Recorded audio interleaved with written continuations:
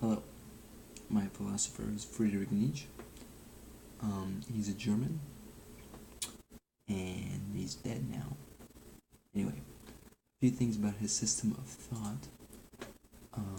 They include perspectivism, morality, nihilism, will to power, eternal recurrence, the Übermensch, atheism. Let's begin. Perspectivism. Perspectivism is Nietzsche's belief that there is no absolute, all viewing point where everything in the world can be viewed or observed or taken perspective on. He used this argument against the existence of God, saying that it could not exist because God, by definition, can view everything, and Nietzsche did not believe that was possible, so therefore he did not believe God was possible. Next is morality. He believed that there was a shift in morality from the difference between defining acts as good or bad, or defining acts as good and evil. The good and bad morality came from Homeric Greece. Good values would be assigned to the wealthy, and there would be values such as wealth, strength, and power, and stuff like that. And then more bad virtues would be attributed to the poor, which would be poorness, weakness, sickness, stuff like that.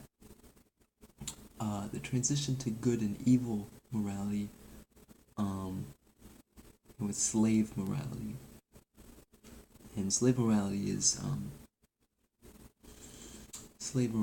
where the good values would be attributed to slave owners. No, that's not right. So, okay, well, anyway, the change was, it began with the good and evil morality, rose with the rise of Christianity and Judaism, where good values come with charity, piety, and then evil values would, of course, be cruelty and selfishness and sloth and stuff like that. Next is nihilism. In case you've seen The Big Lebowski, I highly recommend it. But the Germans in The Big Lebowski are nihilists, and they don't believe in anything, dude. So, facts about nihilists. They believe values are unsupported. It's like a mental construct, and they're pointless. They also believe that reason is useless. Nihilists value destruction, uselessness, chaos, anarchy, and overall apocalypse.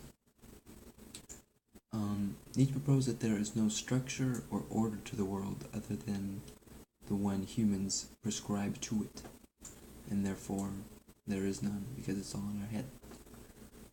Nietzsche also believed that if the world adopted a nihilist society and it survived the change from what we are to nihilism, then we could find the meaning of mankind.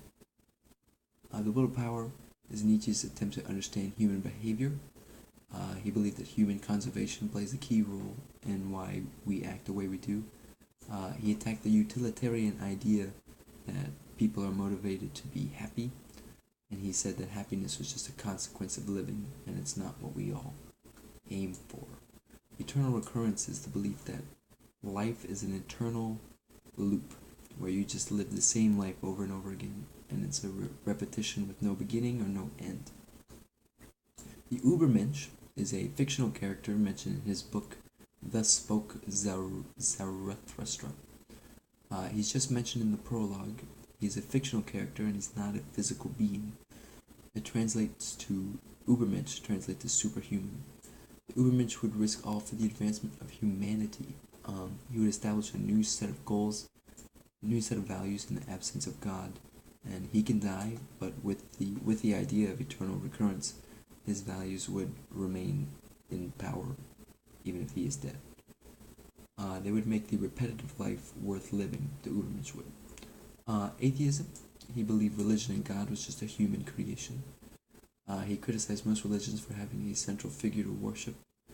He praised Buddhism at times, kinda, because Buddhism is more of a philosophy or a life path rather than a worship of a god. Influence, because of his involvement with the Nazi Party in Germany, his influence in the West took a long time to grab a foothold, if you will. He influenced psychologists Sigmund Freud and Carl Jung, which is pretty impressive. Both researched his writings and credit him with dissecting what the human character is. Some quotes by Nietzsche. There are no facts, only interpretations, which relates to his beliefs on nihilism. And then an interesting quote by him is, "The snake which cannot cast its skin has to die, as will the minds which are prevented from changing their opinions. They cease to be minds." Meaning, if you don't, move your brain around, you'll lose your mind.